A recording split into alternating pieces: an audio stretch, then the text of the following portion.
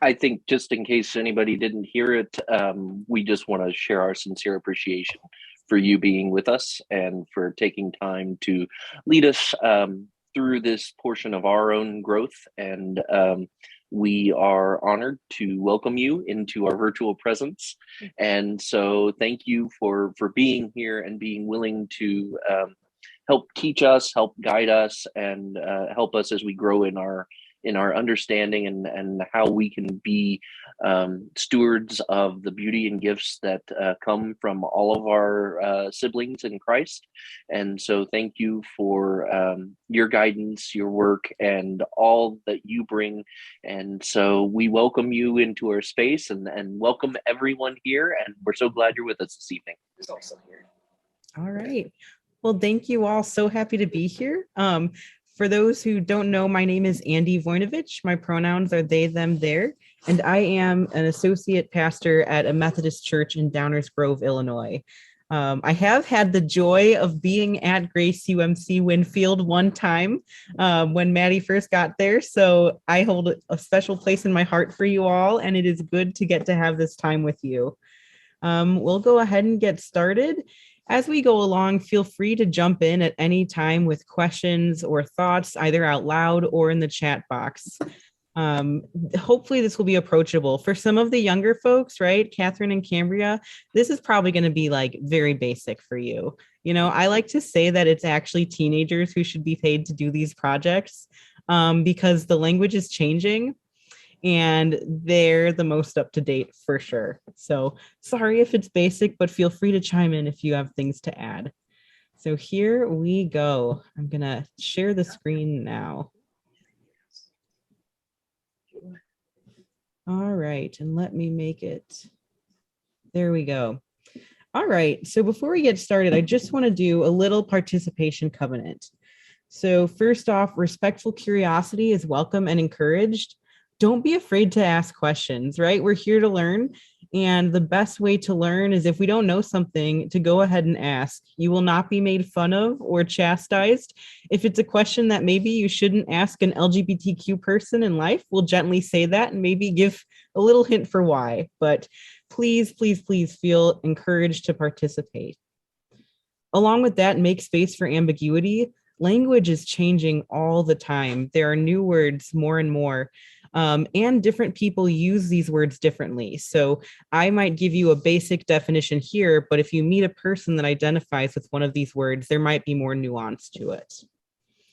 Remember that no one speaks for a whole community, right? So again, I'm giving you some basic definitions, but I cannot speak on behalf of the whole LGBTQ plus community.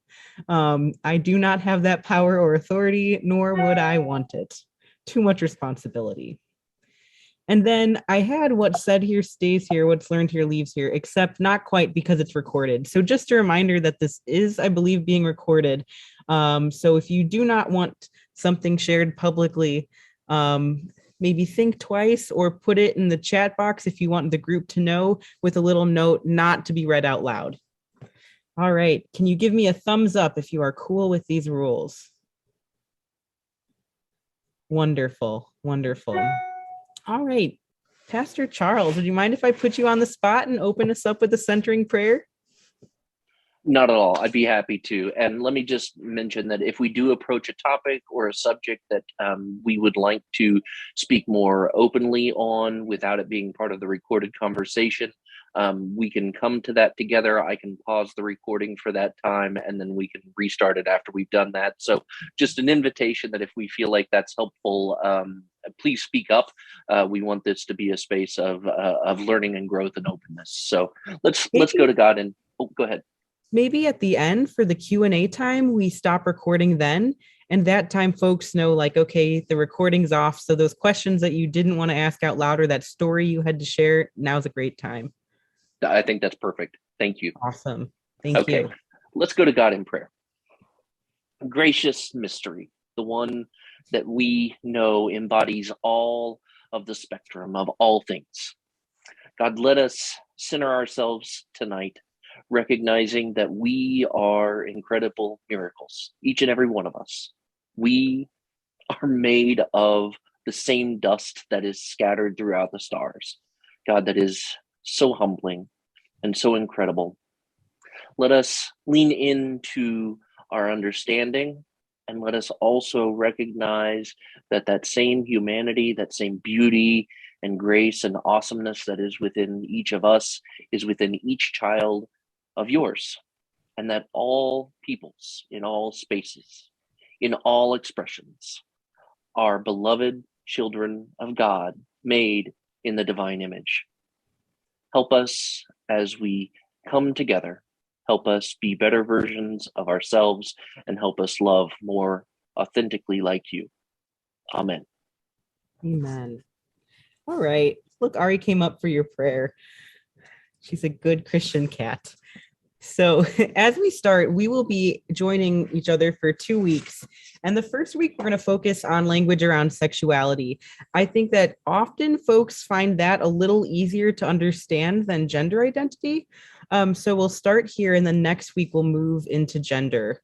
Just out of curiosity, as we're starting, if you were to kind of rate your own knowledge around sexual orientation and gender identity, if 0 means this is something I know nothing of at all, and 5 means I'm a gender and sexuality studies professor, where would you rate yourself in your knowledge just coming into this, just out of curiosity? And there's no bad answer. 1 or a 2. Mm-hmm. All right. I think a 3 or 4. Mm-hmm. I think a 3. Look at this modest group of people. I love it. We've got no zeros, so everyone feels like they've got some knowledge, and we don't have any gender and sexuality studies professors, at least that I know of. Someone shared a 2 in the chat box. Yes. Good. And then if you want to put in the chat box or share out loud, do you feel like you know more about sexual orientation or gender identity?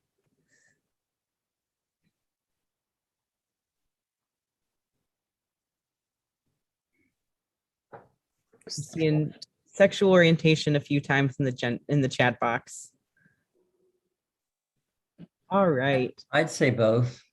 Mm-hmm. Great. Cool. Well, this is just nice to know as we get started from here. So, and feel free to join the conversation. Again, I share from my experience. I do have a minor in gender and sexuality studies, but I'm not like a research expert. So I share from that and just my own experiences and my experiences running a drop-in center for LGBT youth. I learn a lot from them too. So here we go. So as we start, the Kinsey scale, this is outdated now, but this was kind of a big deal when it first came out. This is one of the first kind of extensive researches on the idea that sexuality had more than, you know, gay and straight, right? That there was maybe a continuum.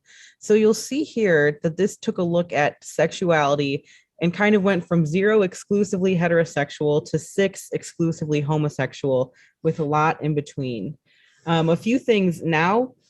Homosexual is not really a word that's used for most people, right? Except for in the Methodist Book of Discipline, because frankly, it's very kind of medicalized and used kind of as an insult, right? Which kind of makes sense then, the way it's used in our Book of Discipline for Methodists in the room.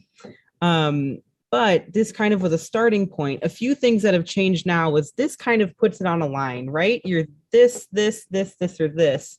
And now as we talk about sexuality and gender, and we'll talk about some other things too, we see that it's way more complex, right? These things can't lie on a flat line, and people's experiences are different. But this was kind of a huge starting place in these conversations.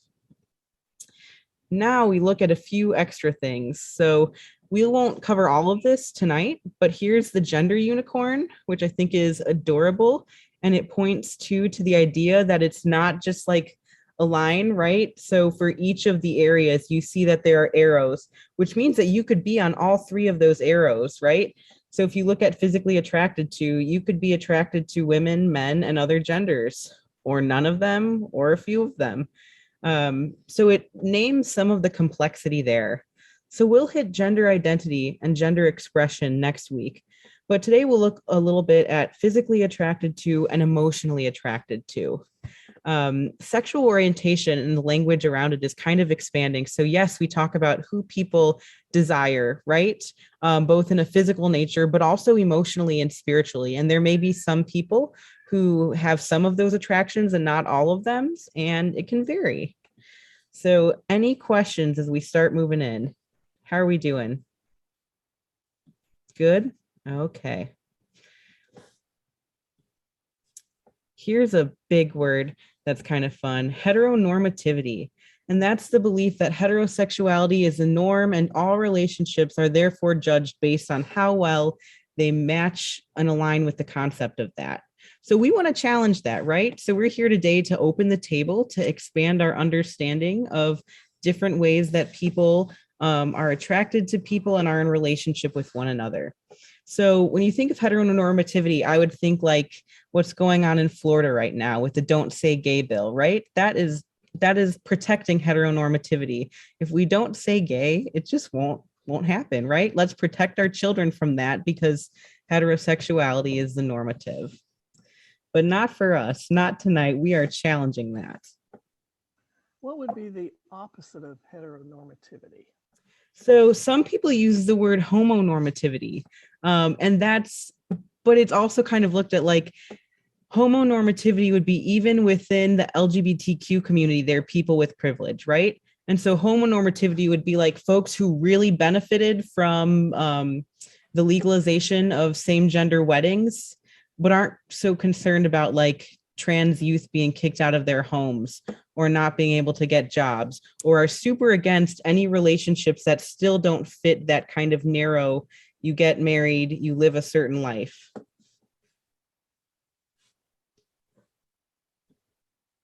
So we're starting easy. I know that y'all have done a lot of work, so I'll move fast through some of the more familiar ones and we'll get along. But we have lesbian, a woman who's attracted to women. Simple enough. And I've added the flags. One of the things that I love in the community too is we're familiar with the rainbow flag and now there's the progressive pride flag, but each of the identities also has their own flag and it's kind of fun and colorful to see what they are.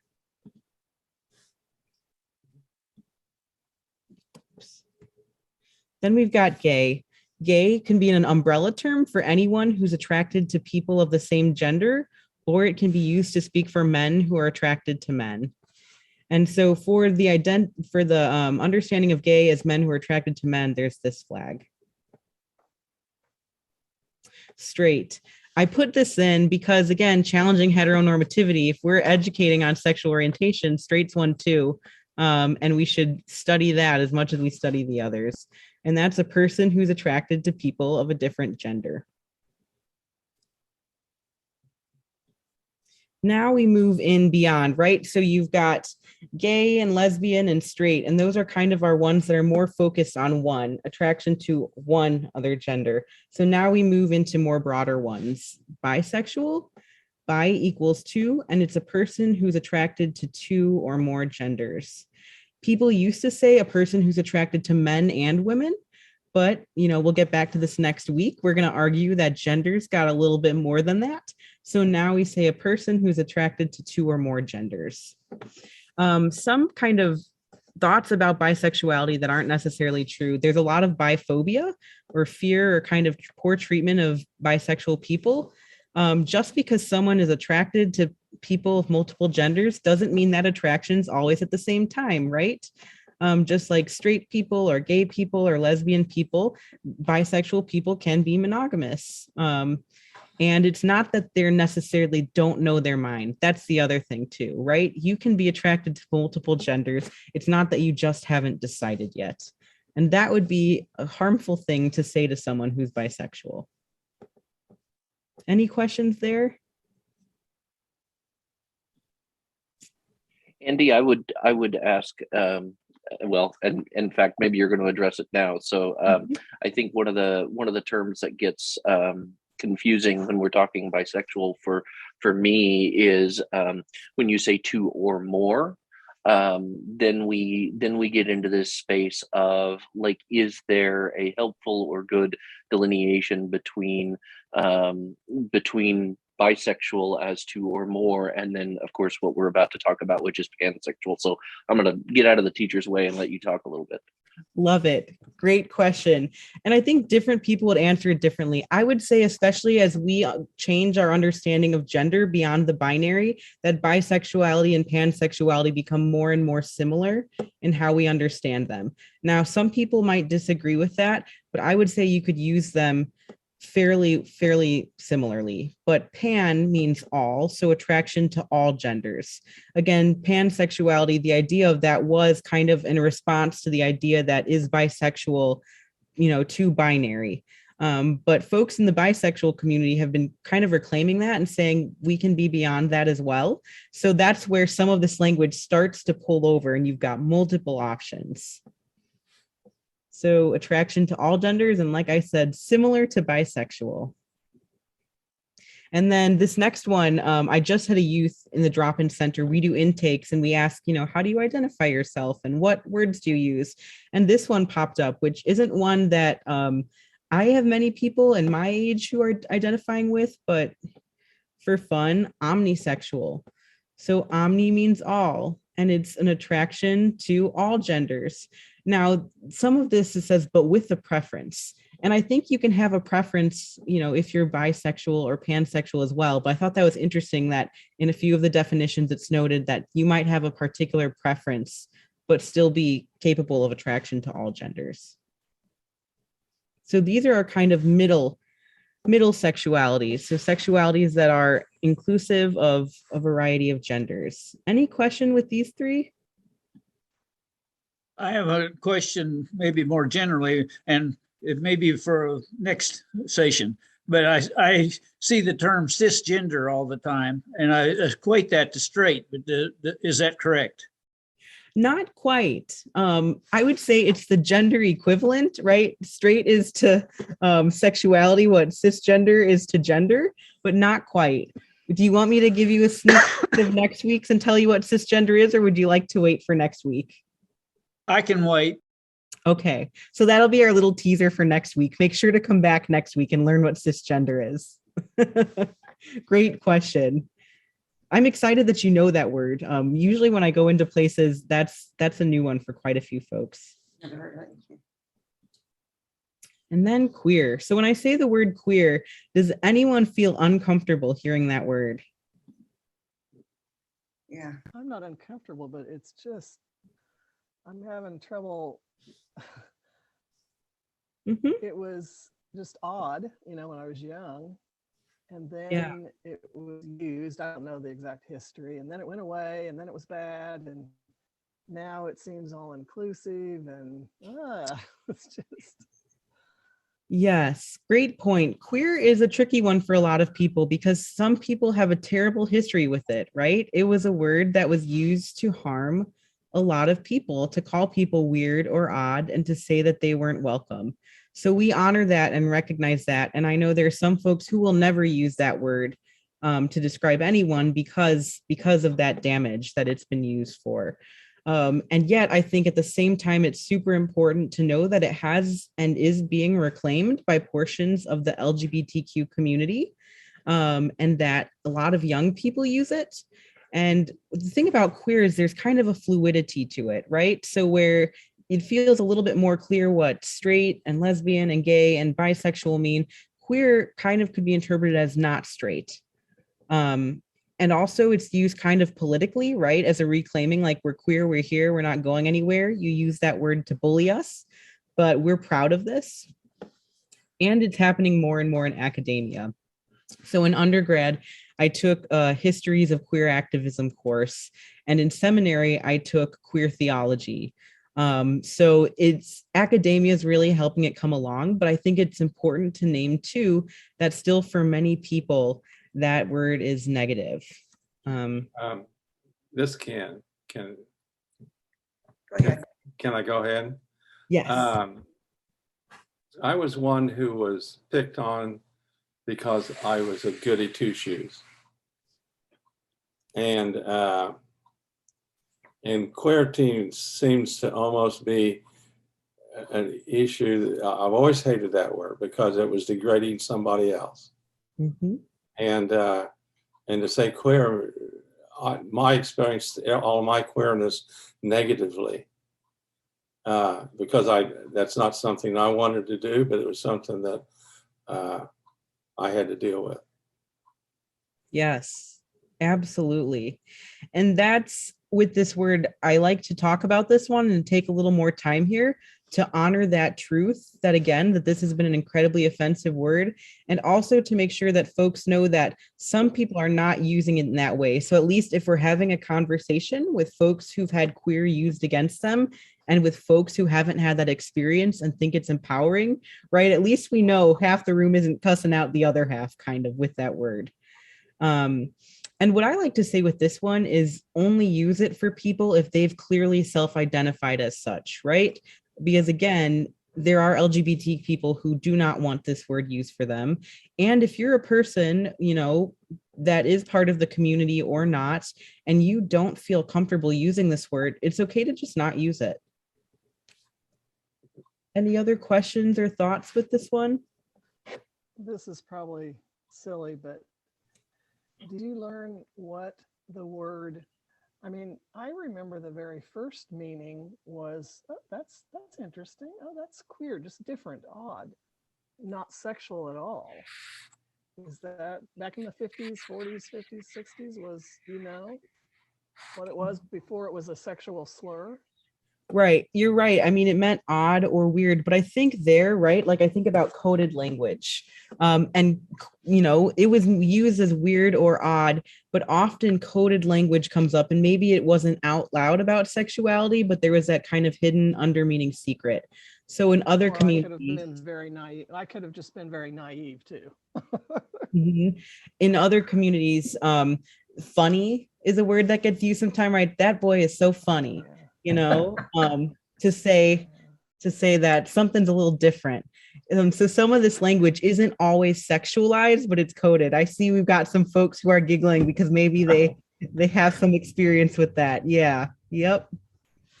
So good points all around.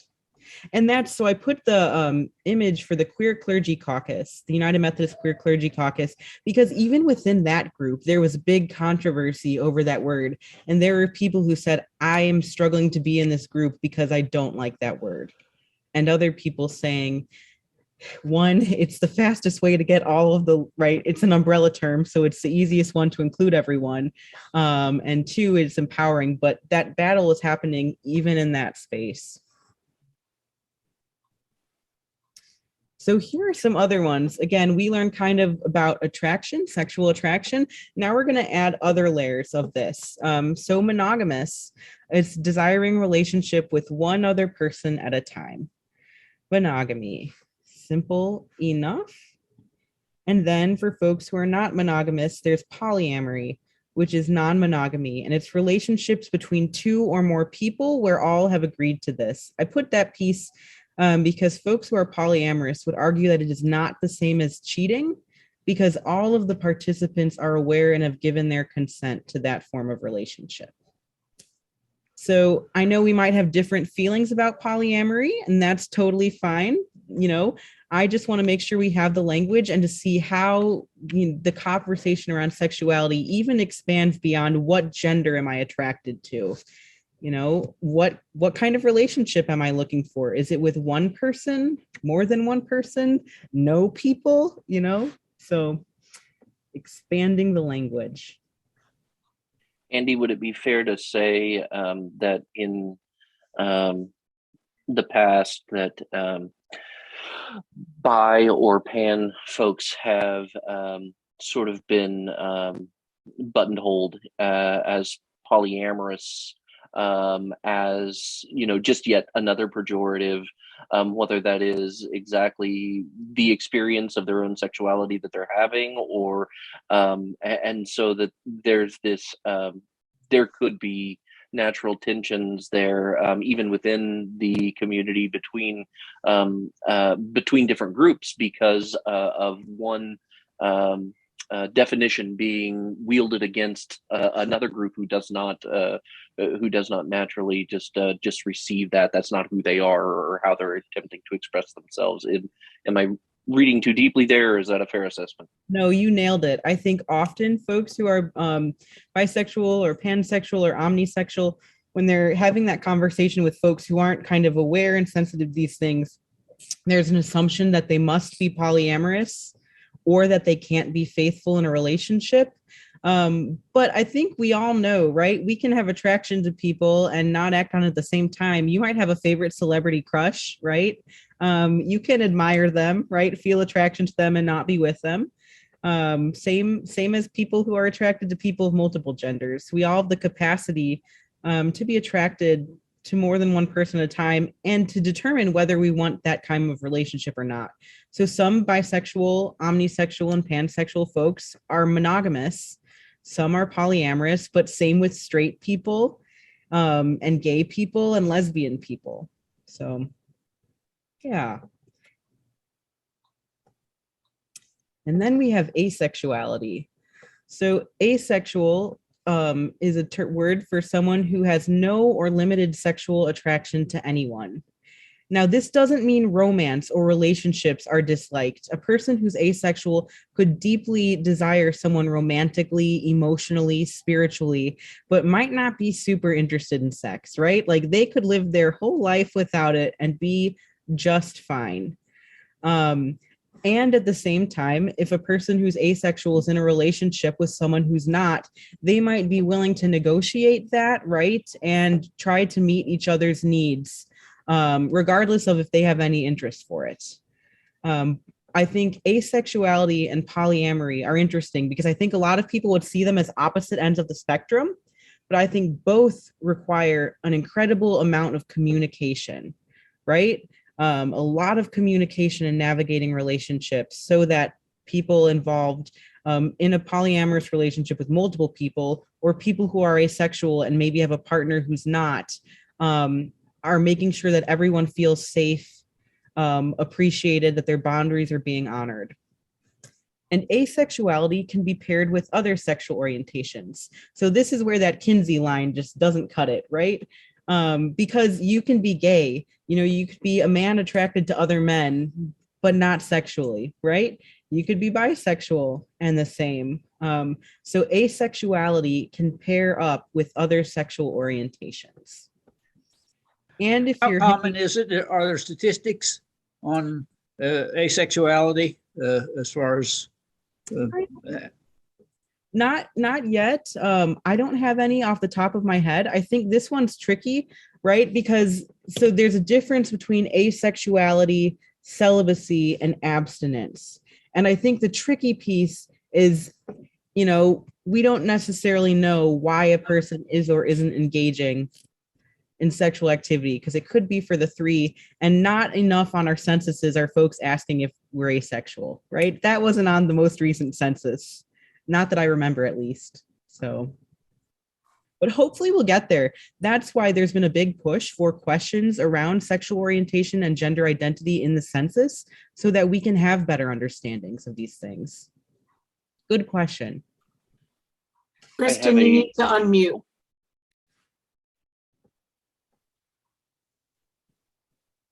Thank you. My daughter's asexual, and she would be so excited to see this in here.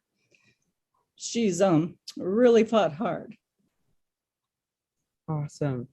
Absolutely. Asexual folks are part of the community, and I think it's really, really important that we talk about this and that we honor people who are asexual and their desires, if they want to be in a relationship or not, right? That's totally valid. From a religious perspective, right? Like, here's a little Christian humor. I think Paul would love asexuals, right?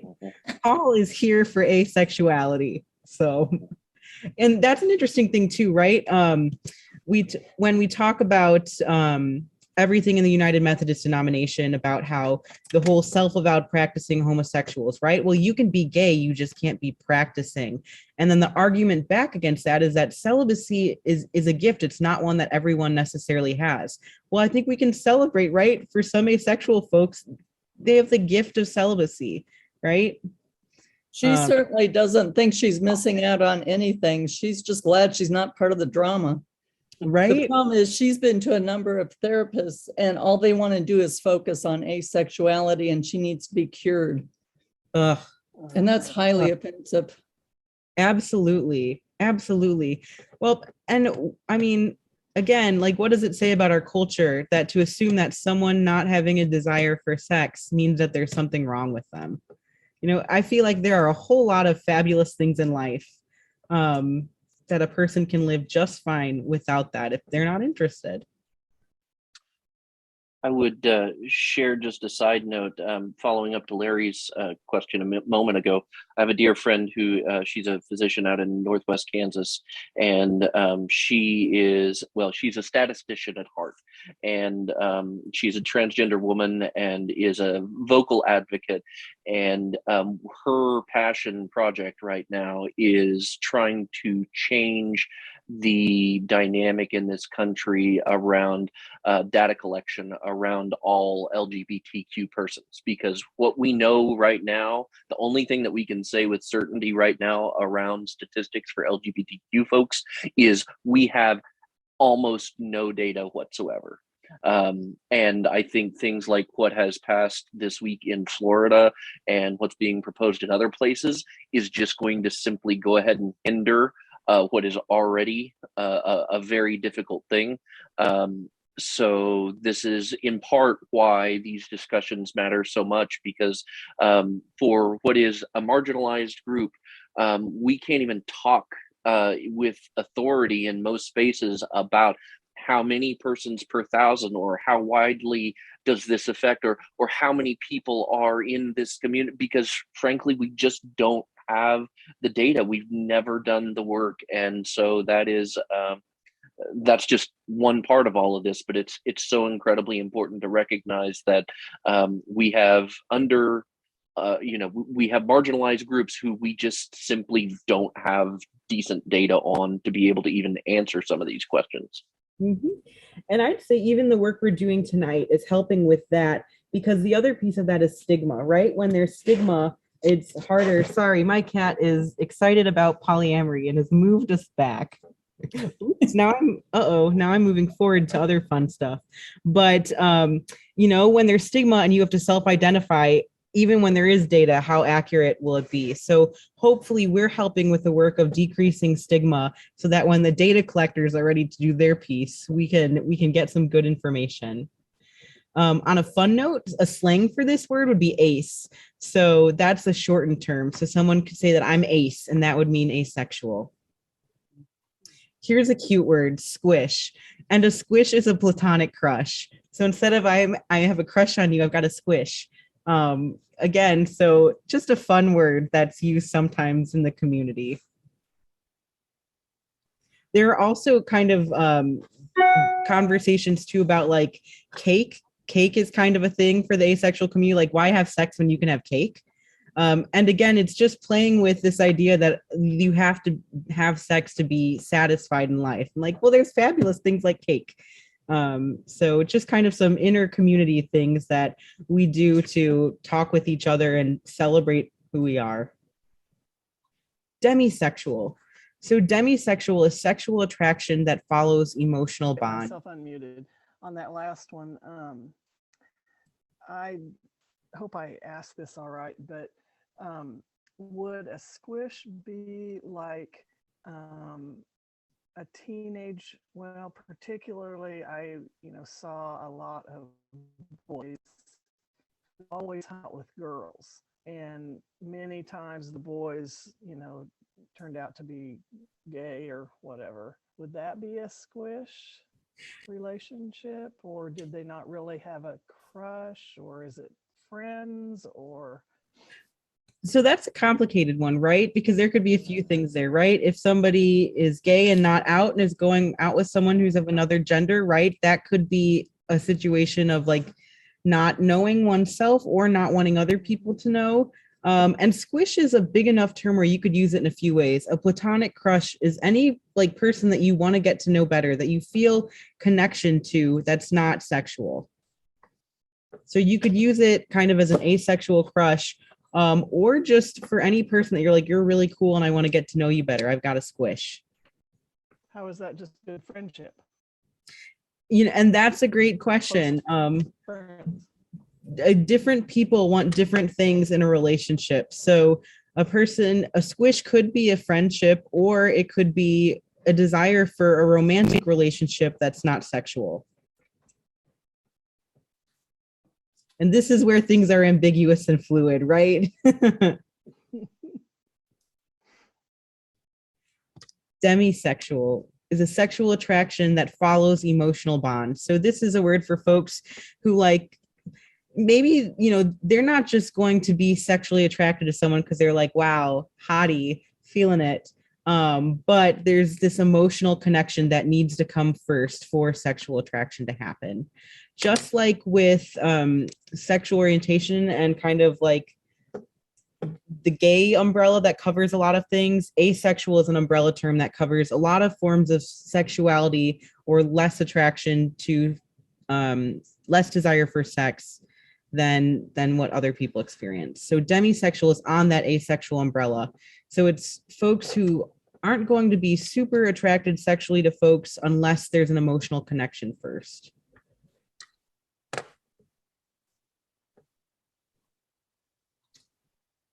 And here we go. So this isn't a sexual orientation, it's a romantic orientation, but it sounded like y'all have done some good work already on some of the basics, so we could add some new words in too.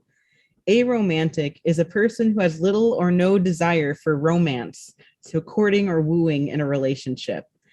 So all those cutesy things, right? Those ways of expressing affection that are endearing. Some people are like, ew, gross. Like, do not flirt with me. Do not give me flowers, right? Not a feeling for that. And again, you could pair aromantic with asexuality or not. You could pair aromantic with bisexuality or with being straight or gay. And the slang for this is aro. Any questions here? This is probably a newer one for some of us.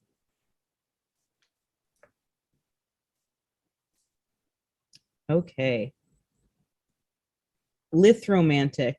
This is a new one I learned. A person who's romantically attracted to others, but doesn't want it reciprocated. So yeah, I had not heard this word used much, but I was doing a LGBTQ vocabulary matching game for a drop-in center. And one of my youth was so excited when they learned this word. They were like, this is me. This is me. I want you to like me, but I don't want to do anything with you. Nope, nope, nope. So lithromantic.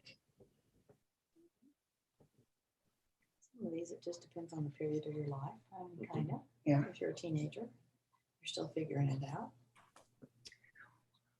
That's a great question. I think I would use questioning for that, right? So as a teenager or any person, right? Because some of us question pieces of our identities throughout life, right? I'm finding the older I get, the less certain I am that at some point we'll have it all figured out. So I think we all explore, but I'd say questioning when someone's not so sure of what they would be attracted to or who or how. Questioning would be the word. Lithromantic is someone who's like, no, I know. Like, I like when people have romantic desires for me, but I'm not interested in returning them. Ari is really wanting to be with you all tonight. But coming out. So I include coming out, and I think y'all probably have a basic idea of what coming out is, but I think there's a lot to cover in this. So that coming out is not a one-time event. Most of us aren't Ellen DeGeneres and don't get to make an announcement on public TV for the whole world, right? Coming out requires a lot of conversations that happen in some places and maybe not in others or over time. When someone comes out, it's still not our story, right? So if you came out to me today, I should not go out and tell everyone for you. That is not my place. It's still your story. So sometimes people like to use the phrase letting in now instead of coming out. So I'm letting you into this piece of my life by sharing this knowledge with you. People can be out or not in different spaces. So if you're a super cool ally and they feel safe with you, they might share something with you that they're not sharing elsewhere. Where I see this in my drop-in center is for some of our trans kids, they're using certain names and pronouns in our drop-in center and other ones with their parents or out in the community. So that takes a lot of kind of special attention to making sure that we're sensitive to what we say in which spaces so that we don't accidentally share something that's not ours to share.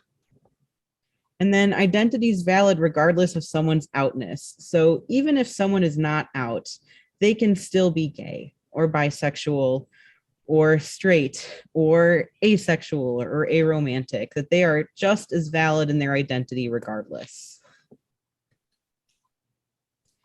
And I always put this too, right? Why come out? The comfort of living your truth, access to supportive community and resources, activism to stick up for the rights of others, and role modeling for youth. But also, why not, right? Some people may not come out because they're in a non-supportive community. It could be dangerous, it could put jobs at risk, or there are no role models in a community. Whether, you know, there's just a sense of there's no one else here like me, or I don't even have the language for this thing about me because I've never known anyone who has this experience. So some people come out, others don't. Some people come out in some spaces and not in others. And it's never our job to out anyone.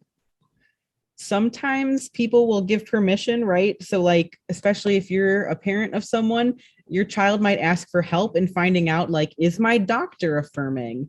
Or how do I navigate this with a teacher? Then, right, there's space to help out there.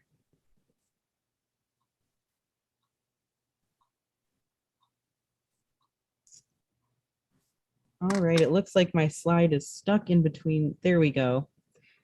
So those were the definitions we're going to cover for tonight. We've still got plenty of time, but I thought we've got time for Q&A. So any questions, conversations we want to have around sexual orientation?